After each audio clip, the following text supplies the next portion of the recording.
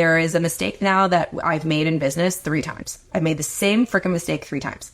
If you see a pattern and you're making the same mistake more than once, it is time to take responsibility for the fact that you have made this mistake now more than 1 time. 2 times, fine. 3 times for me, no more. I will never make this mistake again. And ask myself, where did I go wrong here? Right? You either win or you learn. And so what is the next action step that I can take, or what is the lesson that I've learned here that will help me to not make the same mistake again? Welcome to the Jen Gottlieb Show. Hello and welcome back to the Jen Gottlieb podcast. What's up? It's me, your host, Jen. And today we have a very special type of an episode for you. So those of you that don't know, I do happen to do an Instagram live every weekday, Monday through Friday. In the morning, while I put my makeup on, I always do Get Ready With Me Q&A. This is something that you can join regularly. There's not a specific time. You just kind of have to set the notifications on my profile to find out when I'm going live. And whenever I happen to be getting ready for the day, usually it's in the morning Eastern time, I go live and I answer all of your questions. So today we are going to be sharing with you a replay of one of the Get Ready With Me's that I found to be super, super, super powerful. So if you're listening to this on your headphones and you're on Apple iTunes or Spotify, if you hear some clanging in the background, it's probably my makeup being thrown in the drawer, dropping it. And if you hear me say scrolling through questions or talking to people live, that's why this is a recording of a live conversation. And if you're watching on YouTube, you actually get to watch me put my makeup on while I answer the questions.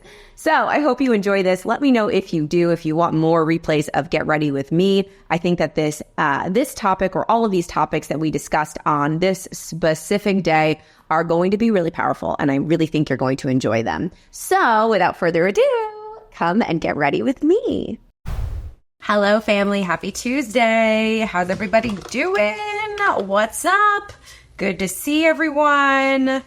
Welcome to Get Ready With Me. If you've never been here before, I guarantee you are in for a treat, not because of anything that I have to say, but because of this amazing family that you have just stepped into.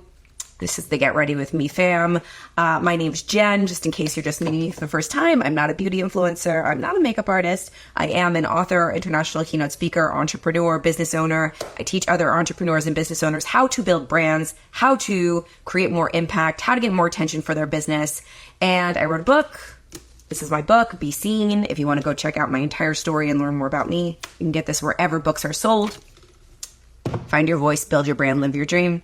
Number 1, I am not a mental health expert. I am not a therapist. I'm not any of those things. So anything that I say on this Get Ready With Me is simply from my life experience. I am never going to be that person online that's trying to be a guru and thinks I know everything and has the answers to all of your life's problems. I do not know them, but this is the place where we get together and we have open conversations. I certainly don't have all the answers. I'm struggling in my life. Winning some days, losing some days, confused some days, high some days, low some days, just like the majority of you. And this is the place where we just talk about it in a really real way. If I know something that could possibly help you, or have experienced something in my life that could possibly help you, I will share my experience. But in no way am I giving you direct advice as to what you should do, because there's not one right or wrong way to do anything.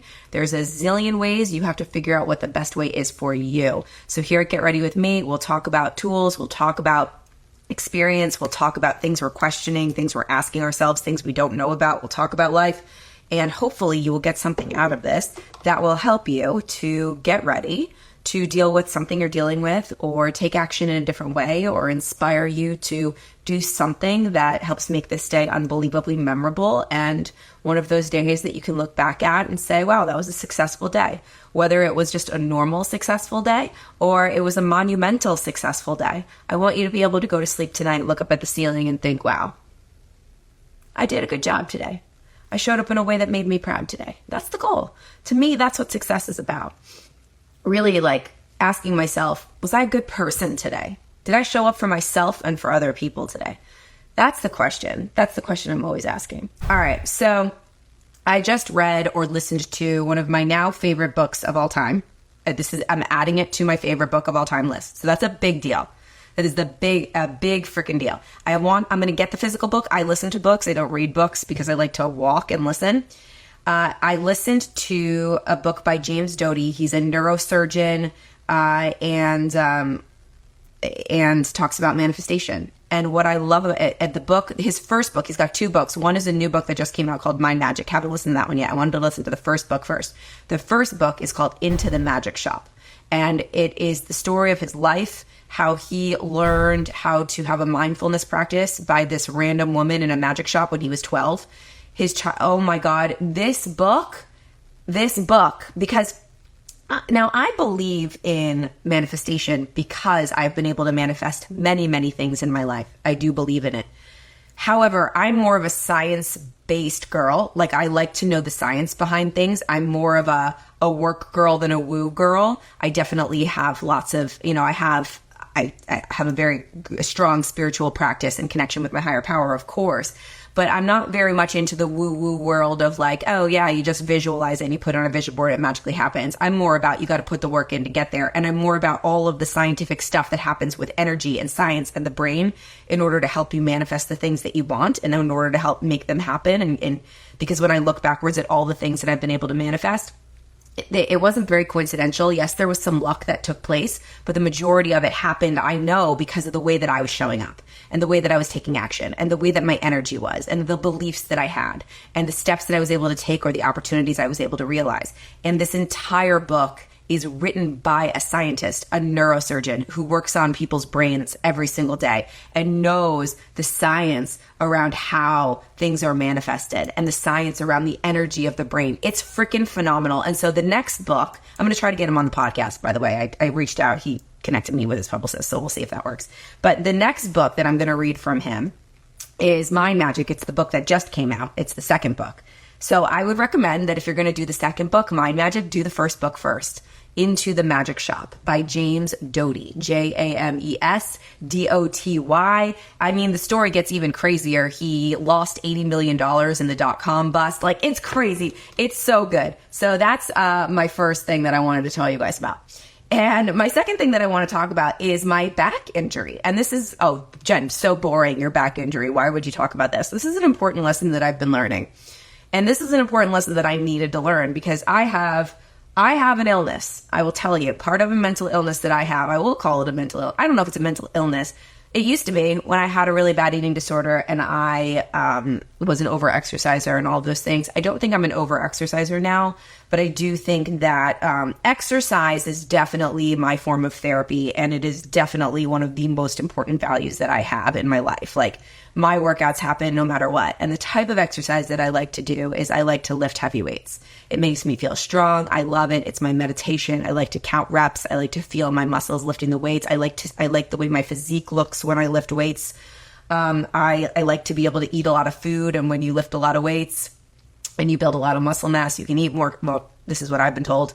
And I found that I can eat more food because all of those calories are needed to build my muscle. So I just love lifting weights. It's my favorite thing in the world. It really is. And I do have like a fear that if this is just built in my brain from years of having eating disorders, that if I stop working out, I will lose all of my gains, that something terrible will happen. And I'm just being totally honest and open with you. This was a fear that I definitely lived with subconsciously. I really thought that it wasn't there anymore. I thought that I'd be fine, like that I've been, now I'm not. I'm very, very healthy in my mind now. I've taken years and years and years and years and years to work through the eating disorder that I had as a young adult.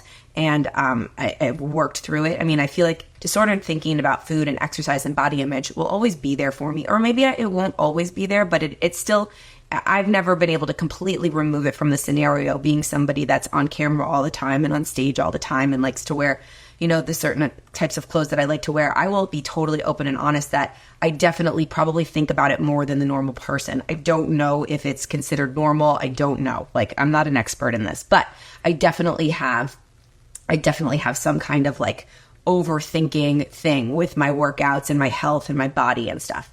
So let's skip to the back injury.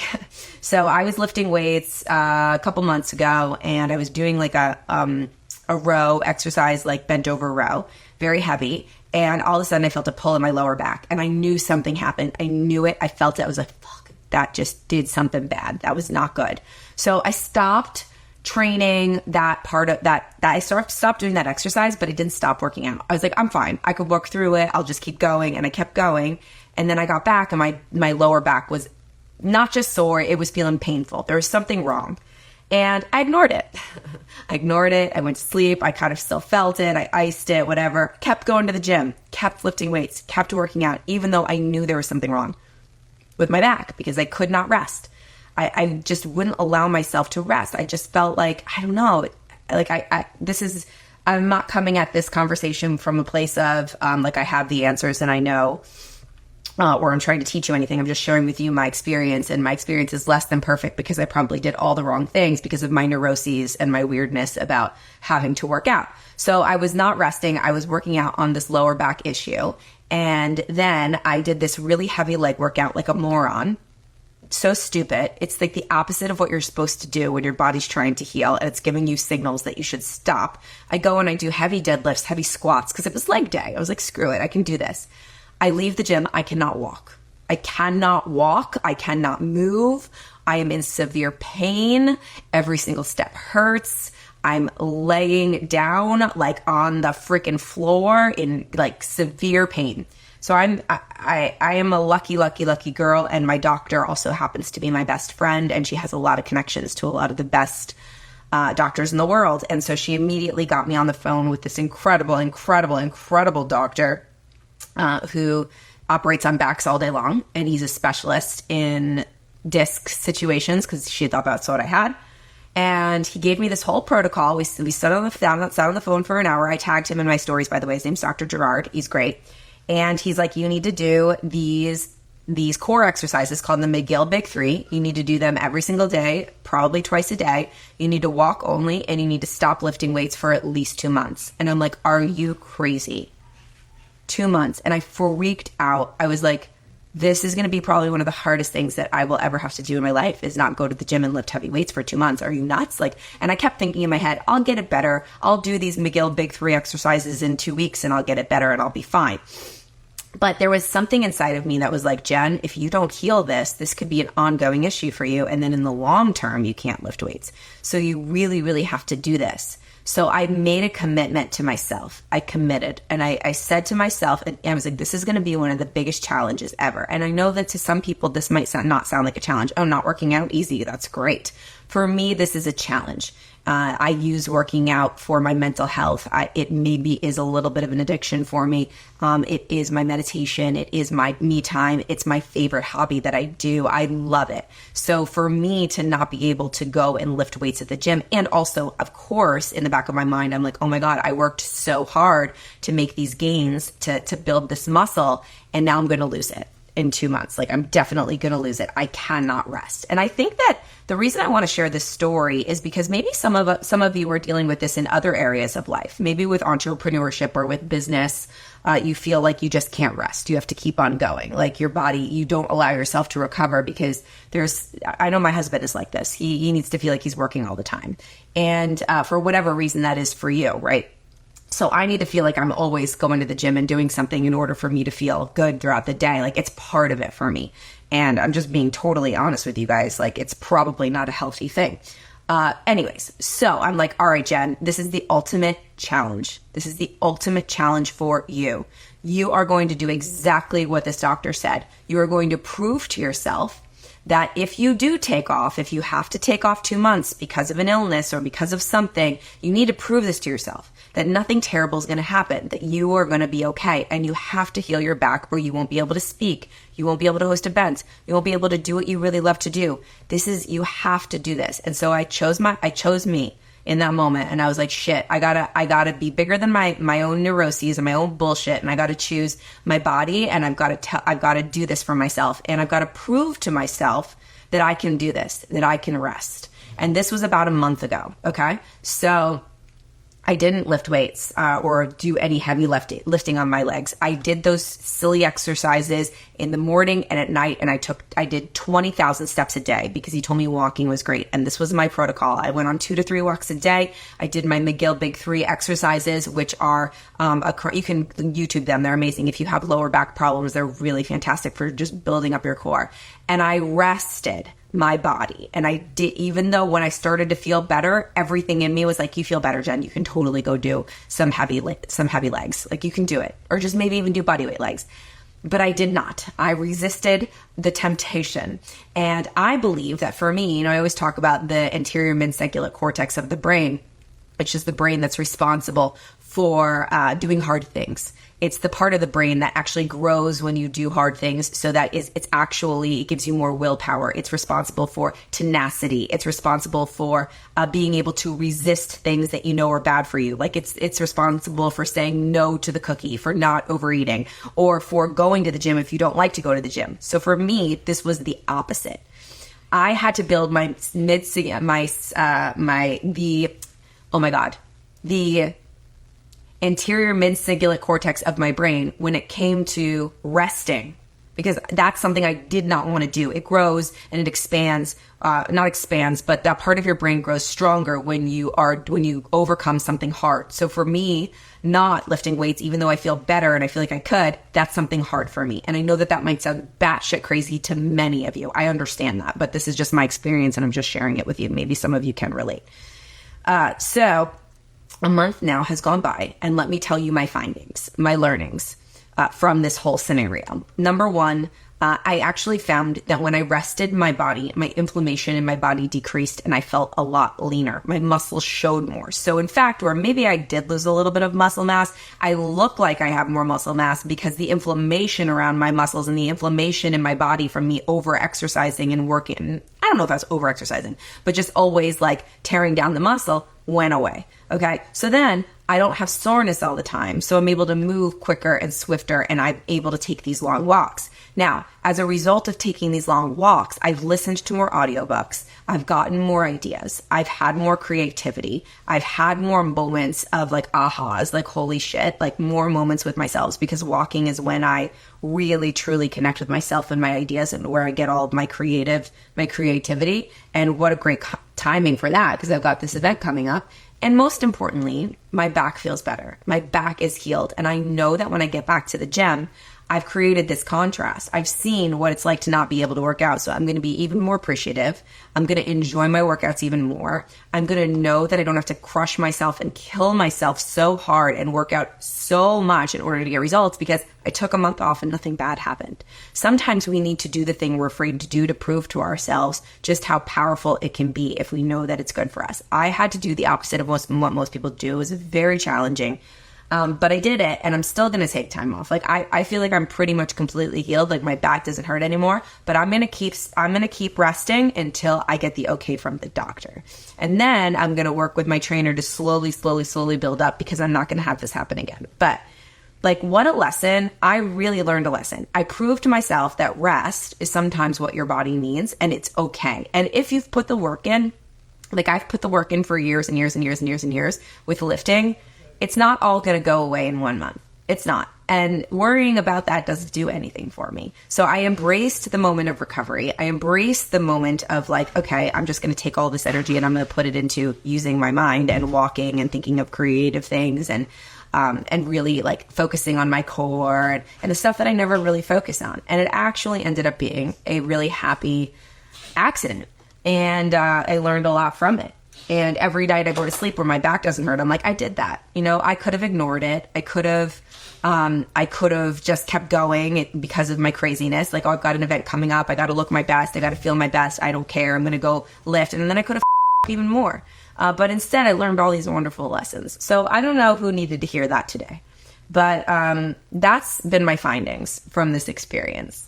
Thank you for being here. Thank you for asking this question. This is a very good question for right now. How do you handle disappointment in business? How do I handle it? Well, sometimes I handle it in a way that I'm proud of myself for handling it. And sometimes I handle it in a way that I'm not so proud. Both of which ways I learn from. So how do I handle it? If I was handling it in a way that I would want to look back on and say, wow, Jen, you handled that really well, I'll tell you how that would be. Because I don't always handle it perfectly. Sometimes I get disappointed in business and I handle it like a freaking baby. And sometimes I handle it well. And I like to make sure that I take note of when I'm proud of myself for the way that I handled something so that I can consistently handle it in that way. One thing about being an entrepreneur, if you're a business owner or an entrepreneur, I want you to listen. This is very, very important. If I've learned anything about entrepreneurship, I have learned this. You're not always winning. In fact, the majority of the time you're losing. I'm just going to say it. Like, we go through seasons, right? As an entrepreneur, sometimes you win, sometimes you lose, sometimes you win, sometimes you lose. Ryan Holiday talks about this. He said it was really fascinating when I listened to a podcast he was on, and he was saying, you're either in the anticipation phase where you're building, anticipating, growing, getting there. You're in the success phase where you're in the success and you're crushing it and you're winning, or you're in the failure phase where it's not working, shitting the bed, you're learning, like you're getting disappointed. There's 3 phases in life and in business, and you're in one of them at all points at times. And it's always going to like be in this kind of a thing. Always. That's just what life is. So you're going to have highs, you're going to have lows, you're going to have red lights, you're going to have green lights, you're going to have yellow lights. Matthew McConaughey talks about that in his book, Green Lights. So how do you handle when you're in the phase of disappointment? I was disappointed recently. I've been disappointed many times. Now, I have lots of different tools that I use when I'm in a season of failure or season of disappointment, moment where things aren't working. I'll give you some of the tools that I use. One of the tools that I use is leaning on the people in my life that I trust and I love. Just yesterday, I was freaking out about something, and I have a friend that I know I can always call whenever I don't know what to do about something, am overthinking something in my head and disappointed about something. And I sent her a message, and she was immediately there for me. She talked me through it. She helped me do the next action step that needed to be done, and I solved the problem there in that moment. And it was a disappointment that I was creating in my mind. So some of the disappointments in business, we create them in our head, and they're not even really real. So sometimes when we can talk it out with somebody else, and we can really comb through it with a fine-tuned comb with someone that we trust and love, a lot of the times we realize, oh, this is just a story. It's not as bad as I think. And you can actually solve that problem with somebody else's help. It's when you keep it in your own head and you ruminate about it and you worry about it and you create all these other kinds of weird, crazy stories based on your fears, that a lot of the times it turns into a bigger disappointment than it actually is. Now, if I'm genuinely grieving something that's really difficult, I lean on people that I love. I've got a therapist that I love to talk to. Therapy, I understand, is a privilege. If you can have a great therapist that you love, that's always a plus. And I move my body. I take so many goddamn walks. Walking is everything to me. I live in Florida, so I love that I live in Florida. It gets very hot outside, but I can walk all the time by the beach. And I took, I think, 4 or 5 walks a day where I would just go out. I would take all my calls on my walks. I would record into my voice notes on my walks. I would listen to podcasts, music. I would pray on my walks. I get into a very meditative state, and I ask God for what I want on my walks. This is not a religious Instagram live. You can do whatever you want, whatever you believe in. For me, it's that. And I walk, I move my body, because when I move my body, I get endorphins, I get ideas, I get dopamine, I get serotonin, all of those good feeling hormones flood my body, no matter if I'm pissed off or not. And so I often get the most clear on what the next best decision is on a walk. So I walk, I talk to people that I love, I lean on them. And this was something that I did this time that I don't typically do. So it's really hard to, and I understand this so much. Like, I have so much compassion for people that struggle with this, because I do too. The more out there you get, or the more maybe successful you become, the smaller your world becomes, and the less people you have to talk to about stuff. It just is what it is. And so for a while, I wasn't really sharing anything with anybody, any of my friends. Like, if I was worried about something, or something didn't work, or I got disappointed about something, I would only share it with my therapist, and I wouldn't lean on any of my good friends. I wouldn't tell anyone anything. And recently, I started leaning on my friends a little bit more, and it's helped me to connect so much deeper with my relationships. It's helped me build better relationships with my friends. And now I feel like so much more connected and so much more courageous and less fearful about bad things happening, because I know that I have people in my life that will be there for me if I need them, which is just, knowing that is unbelievable. Like, connection to others and knowing that you have that connection to that person that will be there for you and you can be there for them is a great way to just dive into it when you get disappointed. It doesn't make the disappointment any less, right? Like, the disappointment sucks, and that's what it is. Like, it fucking sucks. Like, sometimes we get disappointed in business, and it is never, ever, ever fun. Yes, there's going to be so many lessons within that disappointment, But when you have somebody that you can just vent to about it and talk to about it, and they can just listen without even trying to find any solutions to the problem, it can be unbelievably helpful. Or even just somebody that's been in a similar situation to you that can relate to you, that's also unbelievably helpful. And then the most important thing for me is after I grieved the disappointment. So I think that grieving and feeling the feelings of the disappointment instead of just immediately trying to make it better is really important, because you learn so much about yourself when you're able to overcome disappointment, when you're able to sit in the suck. I find that when I'm able to sit in a really uncomfortable moment and feel that discomfort and feel the pain and feel the uncertainty and feel the anxiety, and I can lean into it and I can understand and know that it's not going to kill me and I can move on to the other side of it, I become more courageous in my ability to do that. So I don't want to skip over that. But once I've gotten through that and I've felt the feelings and I've talked to my friends, my therapist, I've gone through it and vented and went through it with a fine-tooth comb, hit a pillow, felt my feelings, then I go into the action mode, right? Like, what can I learn from this? There is a mistake now that I've made in business 3 times. I've made the same freaking mistake 3 times. And so I looked at this and I was like, this is the 3rd time that I made this mistake. If you see a pattern and you're making the same mistake more than once, it is time to take responsibility for the fact that you have made this mistake now more than 1 time. 2 times, fine. 3 times for me, no more. I will never make this mistake again. So for me, I like to take full responsibility and ask myself, where did I go wrong here? Right? You either win or you learn.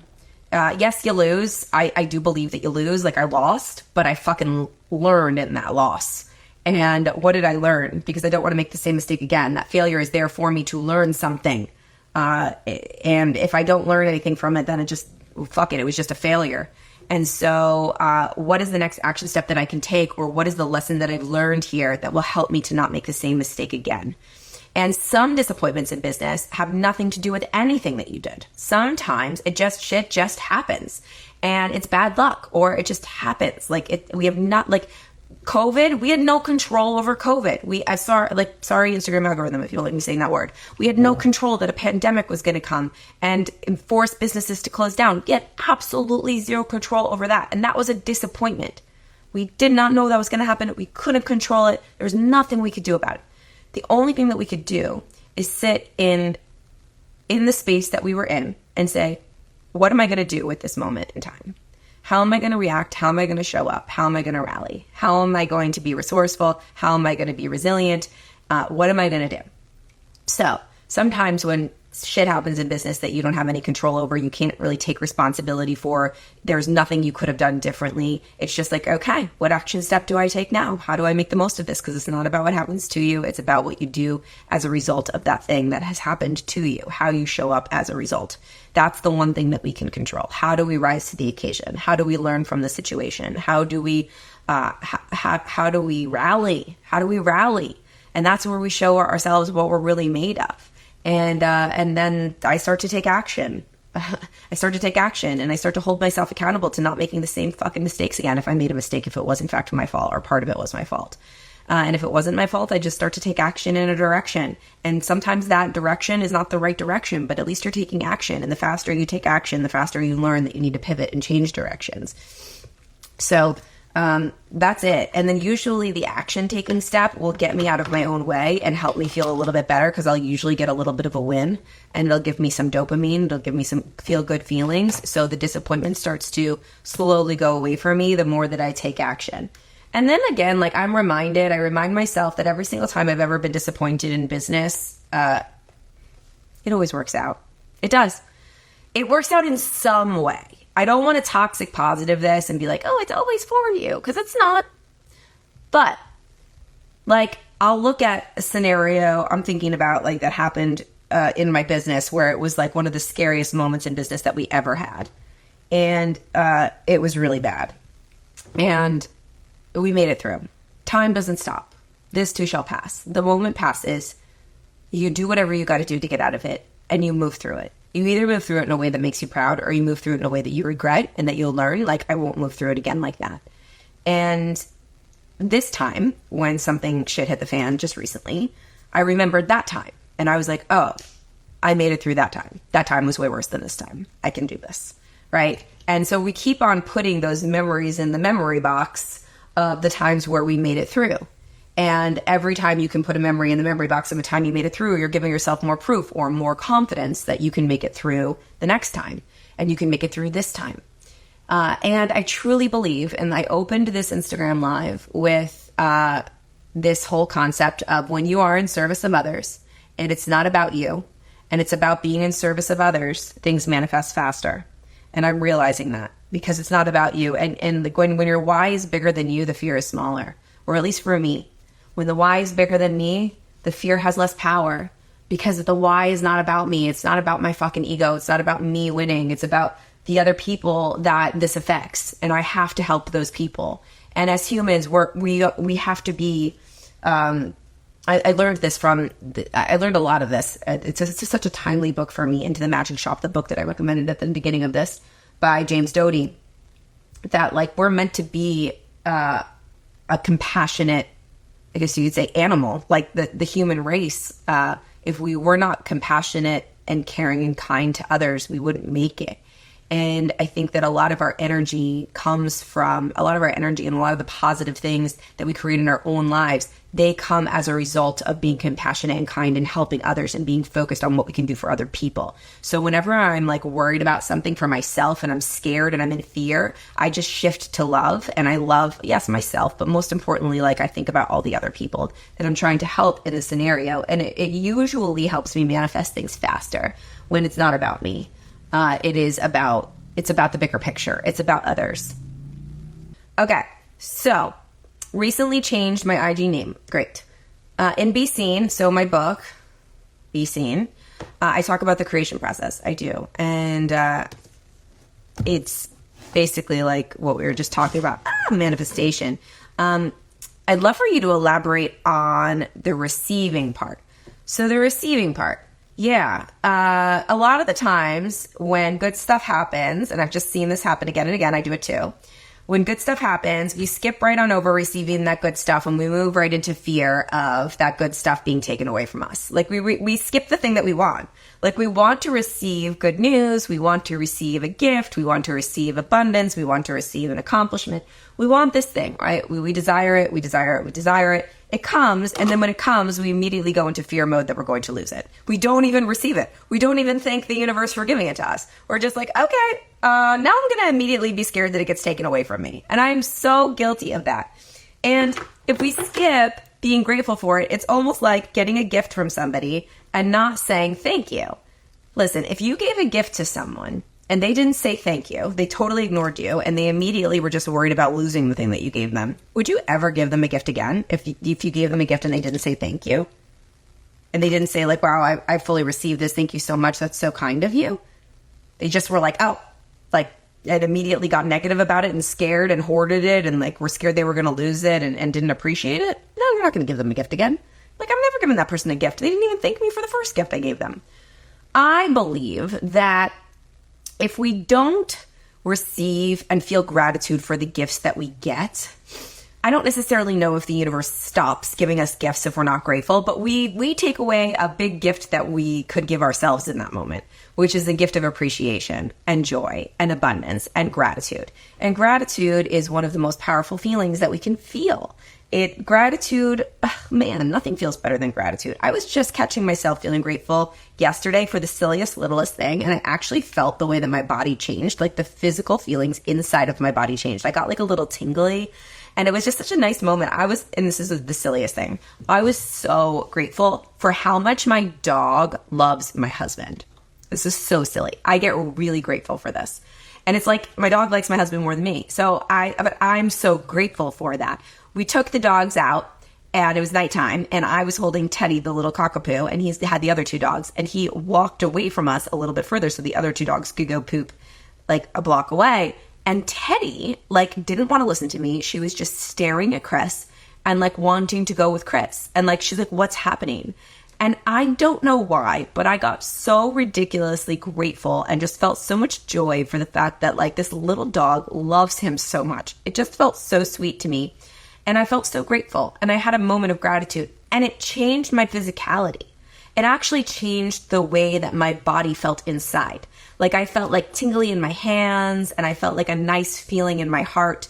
And I know that if we can make our bodies feel those feelings, it's healthy for us. It's good. It's way better than feeling fight or flight and pissed off and anxious and all of that cortisol. I'm not a doctor, but I know that. And I just read this whole book that a doctor wrote, and he was talking about this a lot. So those feelings of gratitude actually change our physical state, and they actually, I know, are healthy for us. And so if we're skipping the receiving part of when the universe or God or whatever you believe in, or you just get the thing that you want, and you skip right past celebrating that you got it, and you skip right past being grateful for it, and skip right past all the good feelings that come with getting the thing, number one, you probably will have a harder time manifesting the next thing, because our subconscious remembers how good things feel when we get them. So we want to get that good feeling again. So we're looking for that good feeling. But if you skip the good feeling of gratitude, of receiving, then you're not programming your mind to want that good feeling again. So we want to feel that good feeling. Like I want to feel that feeling of gratitude, those tingly feelings in my hands and like the warmth in my heart. I want to feel that as much as possible.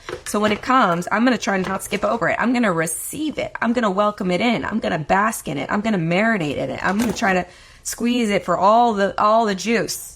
I want to get all the juice out of that gratitude moment, because believe me, I'm not feeling gratitude all the time. I'm not. So when I get it and I receive something, I want to make sure I'm fully receiving it, and I'm getting all the bang for my buck, man. Like, man, there's so much in that. And so when you get something that you want, it doesn't mean you need to shout it from the rooftop and be like the most annoying, grateful person in the world. Just make sure that within yourself, you're feeling grateful for it. You experience all the good feelings that come with it. You don't just skip over it. If you succeed at something that you've been working really hard for, make sure you celebrate the shit out of yourself if you've accomplished it. Because then your subconscious mind remembers that when you do hard things, when you do the thing, it feels good when you've accomplished it. We want to remind ourselves that it feels good when you accomplish doing the hard thing. It feels good when you're grateful. It feels good. It is fun to win. It feels good. It is fun to like take my dogs out with Chris at the end of the night. I solidified that memory. So I typically don't want to go take the dogs out at night. I want Chris to go take the dogs out. But last night, we took the dogs out together, and I just had that beautiful moment of being so grateful that Teddy loves Chris more than me. And it felt so good, and I loved seeing it, and I loved feeling it, and I loved feeling that sense of family, that it made me actually want to go take the dogs out with him at the end of the night and make it like our little thing together. So there you go. I hope that helped you, Anthony. I like the new name of your Instagram handle, for sure. Okay. Give me 1 second. Let's do this eyeshadow, and then we'll get into the next question. By the way, I forgot to announce this. If you love these Instagram lives and you want to watch them again, you would like the replay, you can DM me the word ready, and you can join our Facebook community. And that is a free Facebook community where all of the replays live for this Instagram live. I do not post the replays on my feed, but I do post them in my Facebook group, and we also all connect with one another there. So head on over to the DMs, DM me the word ready, and I will send you the link where you can join that for free. Let's talk about discipline. All right, Soul Shaker Dance, what is up? Welcome to Get Ready With Me. Grateful you are here. Here's our question. Tips on staying disciplined and focused to live up to my high standards I set for myself. Well, I talked about this yesterday a lot.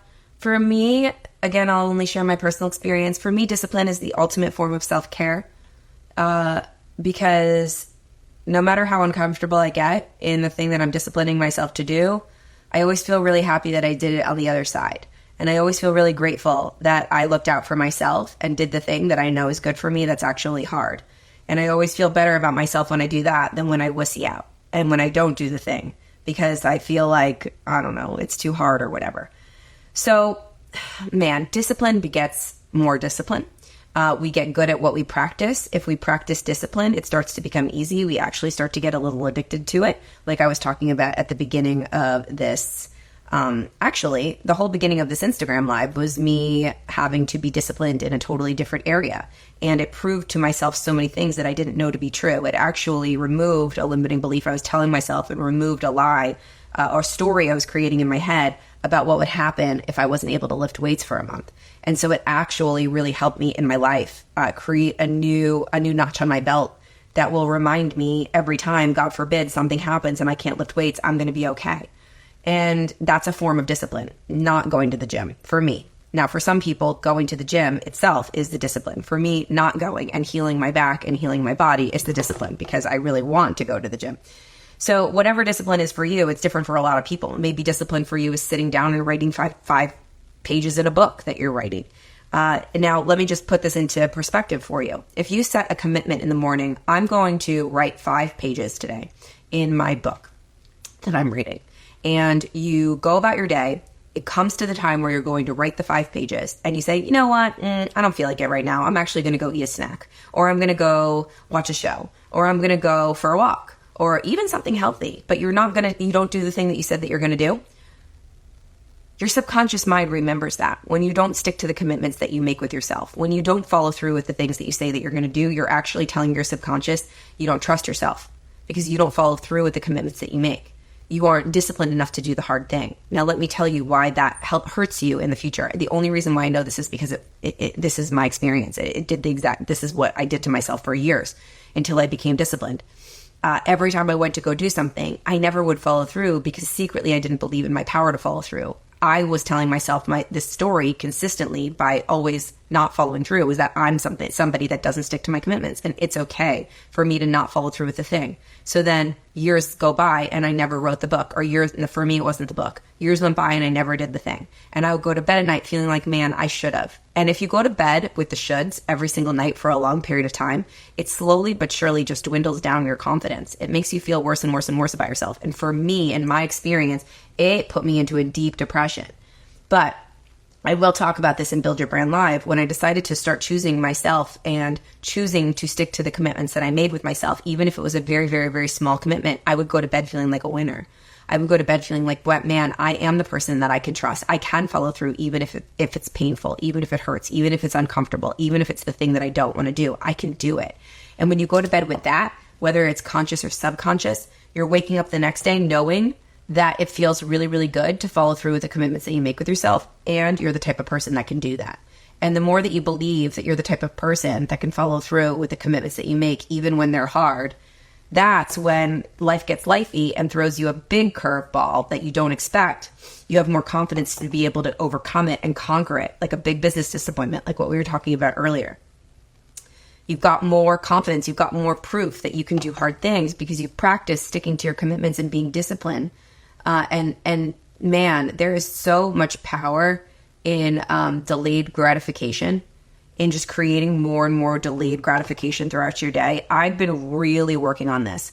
I do not like delaying my gratification. I like feeling good right away. If I want something, if I'm hungry, I want to eat immediately. For food specifically, I like to eat. So I like to eat right away. If I'm hungry, I want that food. If I'm feeling a certain way, like, let's say I feel like a loop wasn't closed and like somebody emails me something, I feel like I need to respond right away to get that immediate gratification, where I know very well that the disciplined thing to do, the right thing to do, the thing that I would be proud of to do is to pause, is to wait, is to not respond in a reactive state. And maybe sometimes it's like, I know that if I eat that right now, I'm not going to enjoy my dinner as much because I didn't delay the gratification. Like I didn't allow myself to be a little bit hungry. So when I got to the meal, it was even more delicious, right? So for me, whenever I do the discipline thing, the harder thing to do, not only am I building more confidence in myself that I can delay the gratification, that I do eventually get to the other side, that time never stops, that this is actually true, that no matter what, we end up in our bed every night. And it's like, the more disciplined we are, the better that we feel when we get into our bed and we ask ourselves how we did today. Always, or for me, always, I'm never happy that I gave up. I'm always happy that I held out. This is the dumbest analogy. Are you ready? This is so dumb, but it's from my life. Okay. There was this moment in time in my life, like this season, where I think I was in a depression. And I was doing this really weird, bad habit where I would wake up in the middle of the night several times in the middle of the night and I would eat cashews. Like I had these cashews that were frozen in my freezer, and they're really delicious when they're frozen. I don't know why I was doing this. And I would wake up in the middle of the night, like 4 or 5 times, and I would take a handful of cashews. Sometimes I would do it, and like I would wake myself up while I was doing it. It became this terrible habit. And there would be sometimes I would go to bed and I'd be like, I promise I'm not going to eat the cashews tonight. But I wouldn't throw them away. I would keep them there. I kept them there because there was a part of me that really wanted that was like not committed to sticking with that commitment of not eating the cashews. I wasn't fully committed. I was allowing myself to not stick with the commitment that I was making with myself by keeping them there. And one night, I was disciplined enough to, even though the cashews were there, I've heard cashews are a natural anti-anxiety. That's nice, but whatever. Maybe that's why I was eating them. I don't know. I think it was just like a nervous thing. And I thought that it would help me go back to sleep. And I started like using this as a crutch, but it was not healthy. Like it's not good to eat in the middle of the night. And I was gaining weight and I was more depressed. And the worst thing is that I would wake up in the morning and be like, shit, I ate the cashews again. And I would feel bad about myself all freaking day. Not being disciplined made me feel bad about myself all day. Now, here's what happened there was one night where I resisted the cashews. They were there, and I said, no, go back to sleep. Just do it. Just go back to sleep. And I laid there, and even though I wanted them so bad, because it was part of my habit, it was this thing that I did, and I was like, I'm not going to be able to fall asleep unless, this is crazy.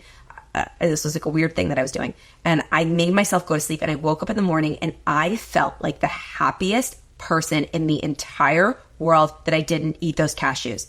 I freed myself. I was like, this is joy. This is joy. I feel so fucking proud of myself that I didn't eat those cashews. Oh my God. My stomach fell flat. I felt great. Like I was like, I didn't eat the cashews. I resisted the cashews. The whole day was phenomenal. I felt like a winner. I felt like the biggest fucking winner ever because I didn't eat those cashews. And you want to know what happened? I immediately, because I felt so good that I was disciplined enough to not eat the cashews, I went into that freezer and I threw away those cashews and I never bought them again. Done. Because it felt so good to do the disciplined choice, to stick with the commitment that I made with myself. Cashew mission accomplished. That's right, Kristen. Yeah. Here you go. I mean, that's it. That's it. We always feel good when we do the work. Stephen Pressfield says, do the work and you will be rewarded. Do the work and you will be rewarded. Whether you are rewarded by yourself, your higher self that feels proud of you for doing the work, or the universe will reward you when you do the work, because energy begets more energy. You know, in the book, I'm listening to a lot of James Doty now because I really like him. He said that the frequency of the energy, the vibration of the heart, can be measured up to 5 feet away. So the frequency, or like the energy that your heart emits from beating, the frequency, the energy, the vibration, can be felt 5 feet away from the heart. And so that means that's why you can feel somebody's energy when you meet them, if they've got good energy or bad energy, because you literally are feeling the vibration of what's going on in their body. If you're feeling anxiety, fear, not feeling proud of yourself, like you don't stick to your commitments, you're mad at yourself because you ate the cashews, whatever it is, people can feel that. They can feel that up to 5. They can totally feel your energy, and you attract what you're putting off. So people can feel your energy of disappointment or fear or anxiety. I would bet that they're going to steer clear of you, or they're going to try to protect themselves or boundary themselves from you, or maybe even feel fearful and anxious themselves. It's kind of like when women are together for a long time, or they live together, their menstrual cycles tend to sync. That's actually something that happens. It's because energy will match similar energy that's around it.